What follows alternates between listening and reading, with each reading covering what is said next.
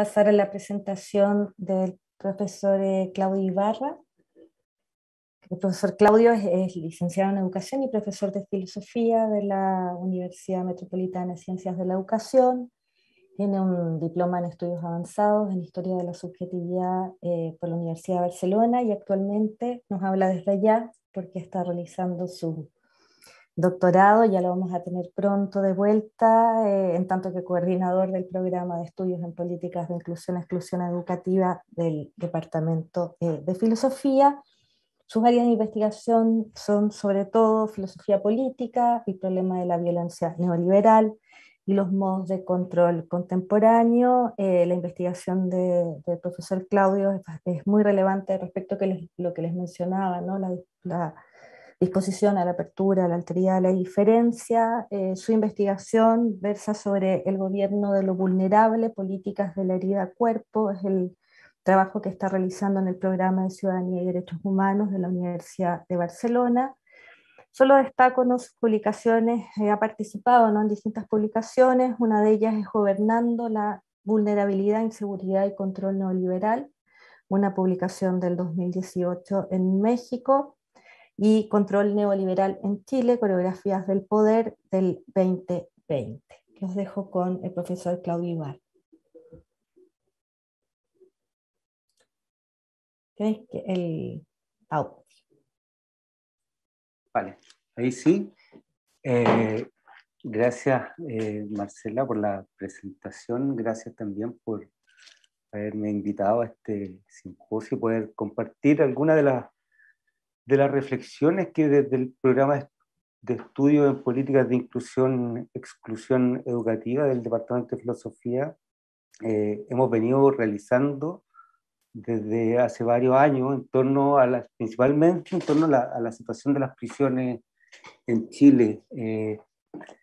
Esta exposición se va a centrar principalmente en la problemática que se da en el vínculo entre educación y prisión, la que surgió de una invitación que me hizo hace un tiempo la facultad hace unos meses, la Facultad de Filosofía y Educación de la UNCE, para trabajar en un texto que visualizara esta relación en el contexto de la nueva constitución que se está realizando en Chile, pero por problemas de tiempo me fue imposible responder a esta convocatoria. Sin embargo, el tema de la educación y la prisión como discusión en el contexto de una nueva constitución me siguió dando vuelta, y por eso he tomado este tema como el tema, bueno, de la presentación de hoy.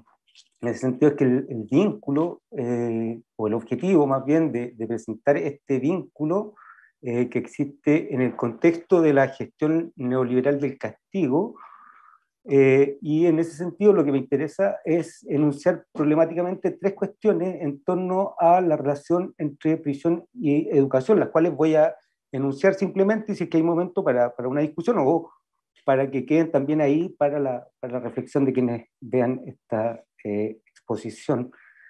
La primera cuestión que voy a enunciar simplemente tiene que ver con la densidad histórica de la relación entre educación y prisión. El segundo punto tiene que ver con los objetivos de inserción de la educación formal en el contexto penitenciario actual. Y el tercer punto plantea las posibilidades de la educación desde, bueno, un plano que no sé si llamarlo de la resistencia, pero sí de la sobrevivencia a la prisión, ¿ya? Antes que todo, bueno, creo que es importante marcar que la discusión constitucional que se está desarrollando ahora tiene eh, un, bueno, tiene una impronta sobre ciertos cuerpos, principalmente cuerpos que están recluidos, la existencia de presos políticos que hay en Chile en estos momentos. Es una cuestión que es y que debe ser sensible para cualquier persona que trabaja o que quiere atender a los problemas de la prisión, y la existencia además de la prisión política en un Estado que se plantea como democrático resulta, como diría Foucault, completamente intolerable, ¿ya? Es por esto que las reflexiones que voy a presentar, o los problemas que voy a tratar de presentar, se hacen con el profundo respeto y reconocimiento y un sentimiento de solidaridad a los presos, a sus familias y a los apoyos que tienen ellos y ellas, ¿ya? Entonces, dicho esto, podemos entrar al primer tema, ¿ya? Para poder hablar de las prisiones y su vínculo con la educación. Tenemos que considerar que su actualidad está dada por un espesor material que es su historia, ¿ya? El pasado, en ese sentido, es inherente a nuestro presente y por lo mismo es necesario para comprender ciertas continuidades y discontinuidades de la relación entre prisión y educación, ¿ya? En primer lugar, les voy a leer una cita que dice lo siguiente: el plan del edificio que el gobierno ha considerado conveniente adoptar es el panóptico, dispuesto en radios o a las partientes de un círculo central, donde estará colocada la habitación de los inspectores. Hileras de celdas calculadas para contener un hombre solo ocuparán los dos lados de cada una de estas alas, y a los extremos de los patios que ellas han de dejar entre sí deberán colocarse los talleres. Hasta ahí la cita. Bueno, otra vez Bentham para hablar de la prisión en Chile y la prisión en Sudamérica. Bueno, la respuesta es sí, o más o menos sí, otra vez Bentham. Pero esta vez Bentham, este Bentham que estamos refiriendo, el creador de la Universidad de Chile, es el Bentham padre del Código Civil, porque esta cita corresponde a Andrés Bello, ¿ya? Y esta cita se encuentra en el artículo que está publicado en el Araucano, cuyo título es Establecimientos de confinación para los delincuentes, y que fue publicado en 1834. ¿Ya? Recordemos que Bello, más o menos desde 1831, venía insistiendo con el debate penitenciario y con la inclusión del modelo panóptico en Chile, y este debate se hacía también en los mismos años en que la élite debatía la constitución que va a culminar con bueno, la Carta de la República de 1833. ¿Ya? Entonces ahí, bueno, hay una relación entre lo que es las discusiones constitucionales y el tema de la prisión. ¿Ya? El proyecto penitenciario combina elementos propios, tanto de Bentham como lo que recoge Bello, que son principalmente del utilitarismo y que busca a través del castigo moralizar y educar a las personas que se han desviado de la vida recta que está dado principalmente por el trabajo. ¿Ya? Bello, al igual que lo hace Bentham, plantea que, y cito a Bentham, toda casa de penitencia debe ser una escuela. Hasta ahí la cita. Planteando la pregunta, cito, ¿por qué se negaría el beneficio de la instrucción a unos hombres ignorantes que pueden hacerse miembros útiles de la sociedad con una nueva educación? Hasta ahí la cita de Bentham. El origen entonces del sistema penitenciario chileno tiene en vista la reeducación de los pobres, ignorantes, el que como dispositivo debe poder extraer utilidad de quienes se encuentran sometidos a su régimen. ¿Ya? El origen de la penitenciaría, ¿ya? Incluso el origen de la penitenciaría como el edificio que está en Chile, que está hecho arquitectónicamente con el diseño panóptico, ¿ya? Entonces el origen de la penitenciaría no tiene que ver con un origen filantrópico, sino que busca principalmente una utilidad y que es parte de la estrategia de un gobierno que tiene en vistas principalmente a los pobres, y este gobierno de los pobres se da desde un inicio de la prisión y su relación con la educación. En este sentido, no es difícil aceptar que el diseño penitenciario aloja en su interior una propuesta educativa. Hay que comprender que estas cuestiones están en el origen mismo del dispositivo penitenciario, y es desde ahí de donde podemos lanzar ciertas preguntas que no vamos a responder, pero que sí es importante tenerlas en cuenta. Una tendría que ver con cómo se da la relación entre educación y encierro penitenciario en este contexto, en el contexto de Bello y de Bentham, pero también en el contexto nuestro. Cuando decimos educación en contexto de encierro, nos referimos a lo mismo hoy, a lo que tienen en mente Bello y Bentham. ¿Ya? Creo que estas preguntas que, si bien nos llevan a un contexto histórico, creo que deben ser el punto de partida para cualquier discusión crítica respecto de la posibilidad del vínculo de la educación o de realizar una educación en contextos de encierro, ¿ya? El segundo punto tiene que ver principalmente con la relación actual entre educación y prisión, la cual en Chile se encuentra bastante normada y recoge indicaciones internacionales que tienen el fin de la reinserción social de quienes infringen la ley. Es así como el Instituto Nacional de Derechos Humanos, al igual que Gendarmería de Chile, Gendarmería, digamos, que es quien tiene a cargo el proceso de rehabilitación y reinserción de los y las presas en Chile, reconoce, cito, el derecho a la educación accesible para las y los presos. Ya está ahí la cita. Por lo tanto, entonces, de una manera formal, se estipula no solo un vínculo entre educación y prisión, sino que se afirma como un derecho de los presos y las presas. Entonces, es así, a partir de esto, es que nos damos cuenta que la educación está alojada en el corazón mismo de la propuesta penitenciaria de Chile hoy en día, ¿ya?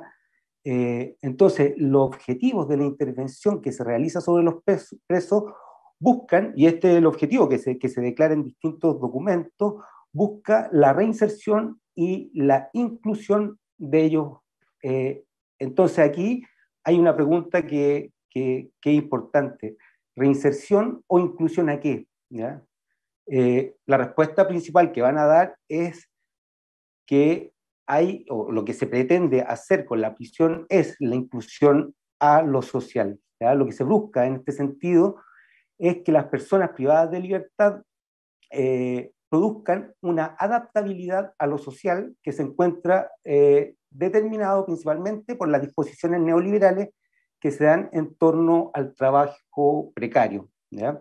Debemos reconocer en este sentido que la exclusión de los sujetos que realiza la prisión responde a un sistema complejo de exclusiones y expulsiones previas que tiene que ver con el afuera de la prisión y que impactan en el ámbito de lo social, ¿ya?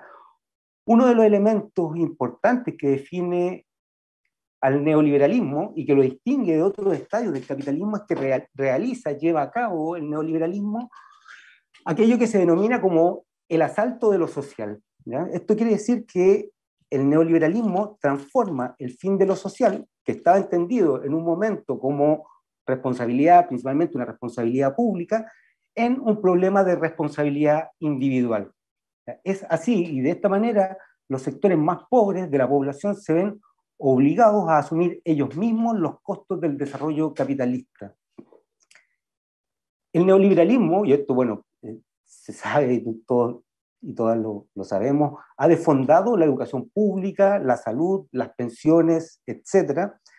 Y es así como muchos de los presos y presas han tenido que abandonar la escuela, al que por lo general, bueno, claro, han tenido que abandonar la escuela y este abandono se parece más a una expulsión de la escuela que a una deserción escolar. Incluso si uno empieza a ver los datos, en Chile los datos de deserción escolar o lo que se oculta detrás de la deserción escolar es más bien la expulsión escolar, y esto ha quedado completamente, bueno, es por lo general blindado por los gobiernos. Bueno, así como plantea Angela Davis en el libro ¿Son obsoletas las prisiones?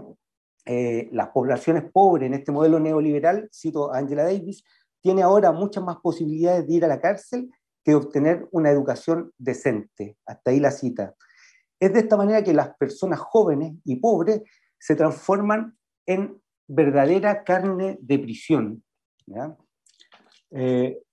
La política neoliberal, como nos indica Louis Bacan, realiza un movimiento que pone el énfasis principalmente en lo penal. Es en ese tránsito donde se realiza la criminalización de la miseria, la criminalización de la pobreza. Cito a Bacan. La criminalización de la pobreza es el complemento indispensable de la imposición del trabajo asalariado precario y mal pago como obligación ciudadana, así como de la nueva configuración de los programas sociales en un sentido restrictivo y punitivo que le es concomitante. La misión punitiva, hasta ahí la cita de Bacán, la misión punitiva es una especie de círculo perverso que parte de la exclusión para intentar incluir a las personas privadas de libertad a las formas de precarización laboral neoliberal, sean estas lícitas o también ilícitas. Hay un empuje hacia una u otra, o bueno, a ir articulándose a partir de las dos a la vez. ¿Ya? Es así como el objetivo punitivo se fija sobre aquellos que se encuentran excluidos del mercado laboral, que son los jóvenes, los migrantes, bueno, y también las mujeres pobres principalmente, a los que se les empuja o a hacer trabajos que son absolutamente inseguros o a la cárcel. ¿Ya? Por otra parte, ¿ya? Como indica el antropólogo Didier Fassin, la pregunta importante en relación a la prisión es quiénes o a quiénes se encierra actualmente. Cito al antropólogo francés, comillas, por ejemplo, si se castiga de forma más severa el hurto de un teléfono que la evasión fiscal, que es de millones de dólares, se ve que no es la gravedad de la infracción lo que se castiga, sino el tipo de infracción y el tipo de persona que hace esa infracción. El robo es típicamente una actividad de los pobres, pero la evasión fiscal no. Entonces, la elección de que se va a castigar de manera más severa es, al final, una elección de a quién se va a castigar. Hasta en la cita. Lo relevante, o lo que podemos destacar de esta idea, es que hay una división social de clases del castigo, en que unos por la venta de una película pirateada pueden ir a la prisión y morir ahí, ¿ya? Como es el caso de varios de aquellas personas que murieron en el incendio de la cárcel de San Miguel, y también podemos decir que hay una división social de minorías que se empiezan a establecer como carne de prisión. Pensemos en las personas trans, ya hay la criminalización que se hace de ellas, bueno, también de los negros, de los indios, etcétera, etcétera. ¿Ya? A partir de esta breve descripción de lo que serían los objetivos de la prisión, cabe entonces preguntarse nuevamente, bueno, dentro de este panorama, ¿cuál es el rol de la educación formal dentro de la prisión? ¿Rehabilitar a quién? ¿Reinsertar para qué? ¿Ya? Dejamos estas preguntas para la discusión. ¿Ya? Dentro de esta dispersión total, ya dentro de estas varias cosas que quiero presentar en relación con la prisión, un punto sensible que me gustaría poner sobre la mesa es el rol que se le ha asignado a la escuela intrapenitenciaria dentro del proceso de reinserción social. ¿Ya? Gendarmería dice lo siguiente, ¿ya? En relación con las posibilidades de acceder a beneficios penitenciarios. Dice, para poder optar a los beneficios intrapenitenciarios se debe cumplir con distintos requisitos. Uno de ellos es haber asistido regularmente y con provecho a la escuela del establecimiento, salvo que el postulante acredite dificultades de aprendizaje o estudios superiores a los que brinda el establecimiento. También haber participado en forma regular y constante en las actividades de programas en la unidad, como capacitaciones, talleres culturales y talleres recreativos. ¿Ya? Está ahí la cita de Gendarmería. Este requisito, el de la educación, bueno, es uno entre otros, ya no es el único, pero que permiten la posibilidad de que una persona obtenga o no beneficios carcelarios. ¿Ya?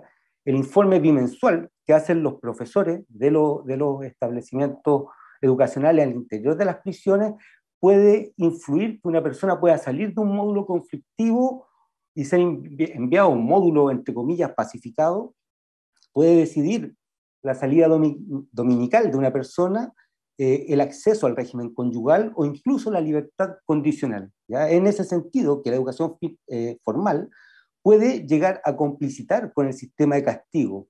Lo más delicado de esto es que estos informes pueden llegar a decidir realmente la vida o la muerte de una persona, ¿ya? En tanto que las cárceles hay que definirla y hay que tener claro que las cárceles son zonas de muerte, ya tal como lo plantea Michel Foucault, ¿ya? Y cito, la prisión no solo es punitiva, también es uno de los instrumentos del proceso de eliminación. La prisión es la eliminación física de la gente que sale de ella y que muere por ella, a veces directamente y casi siempre de manera indirecta. Hasta ahí la cita.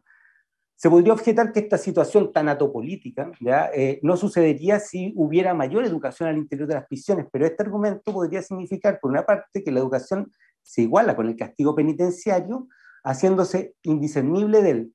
Pero, por sobre todo, el peligro que vemos es que los funcionarios de prisiones, los carceleros, tal como indica María Jesús Miranda, cito, de tanto perseguir la educación nueva, los carceleros van a terminar llamándose reeducadores, nombres que hoy ostentan en España con orgullo. Hasta ahí la cita. ¿Ya?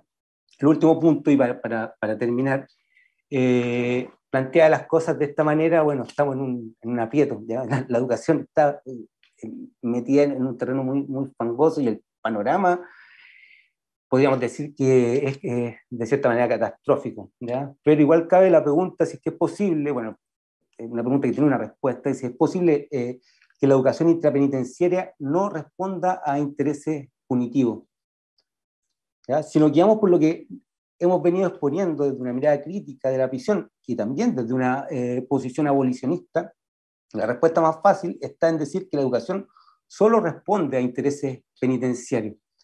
Sin embargo, las prisiones, bueno, son espacios muy complejos, y la educación al interior de la prisión nos presenta una aporía.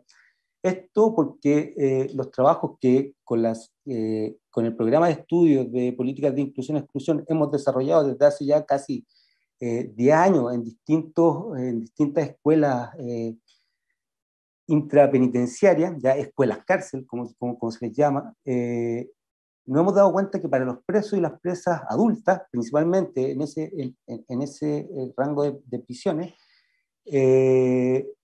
la escuela es reconocida como un espacio de libertad, ¿no? Así tal cual. Cuando uno le pregunta a las presas dentro de la escuela, ellas dicen que la escuela es un espacio de libertad, y lo dicen, a mi modo de ver, bastante convencidas de esto. La mayoría de las personas que están presas ven en la escuela un espacio, y así nos lo han hecho ver en múltiples talleres que hemos realizado y en entrevistas. Nos han dicho que les devuelve un poco de la humanidad que el sistema carcelario le ha quitado, ¿ya? Asistir a la escuela para las personas que están privadas de libertad es muchas veces un descanso ante las tensiones necropolíticas que significa habitar la prisión. Incluso es considerada como un espacio que hay que respetar, principalmente porque es una ganancia de los y las presas que se cuida y se reconoce. La prisión, en ese sentido, no es unívoca, provoca ella misma una serie de contradicciones. Y ahora bien, el reconocimiento de la educación por parte de las y los presos está dado porque la escuela produce prácticas que escapan al castigo punitivo. No todas, obviamente, pero hay muchas que le permiten resistir y enfrentarse a la captura total del dispositivo carcelario, que en una sala de clases haya un profesor y no un gendarme es una diferencia muy importante. Que se pueda conversar marca también, que se puedan conversar, entre comillas, libremente, marca también una diferencia profunda dentro de un mismo espacio, que es el espacio de la prisión y de los colegios. Pero por otro lado también es la alfabetización la que permite a un preso no ser engañado por la máquina penal. Bueno, para no alargarme, me gustaría mencionar que las prácticas educativas en prisión no solamente se restringen al ámbito formal, sino que hay una serie de prácticas pedagógicas de formación y autoformación que se mueven a contracorriente de las disposiciones carcelarias y a contracorriente de la educación formal, ¿ya? Hay prácticas educativas que resisten a la prisión y que permiten sobrevivir a ella. Por ejemplo, mencionar los cursos que María Emilia Tillú hizo o impulsó para los presos políticos durante la década de 1990, los talleres de literatura en la cárcel y de poesía en la cárcel de Valparaíso, los trabajos con el cuerpo a partir del teatro que se han hecho en distintos penales y muchos otros, ¿ya? Angela Davis toma en cuenta de manera muy seria las denuncias que realiza el activista Mumia Abu Jamal, quien está preso en el corredor de la muerte, quien ha criticado el desmantelamiento de los programas de educación en las prisiones de Estados Unidos.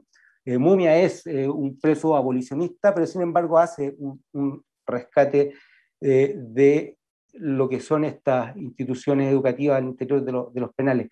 Mumia se pregunta, ¿qué interés social cumplen los prisioneros que siguen siendo analfabetos? ¿Cuál es el beneficio social de la ignorancia? ¿Cómo son corregidas las personas encarceladas si se proscribe su educación? ¿Quién se beneficia, aparte del establishment carcelario mismo, con prisioneros estúpidos? Bueno, dejo estas preguntas ahí, que me parece que son absolutamente pertinentes, no solo para un debate acerca de la educación en la prisión, sino que también muy importante para una práctica de militancia y de abolición de las prisiones. Bueno, eso, gracias.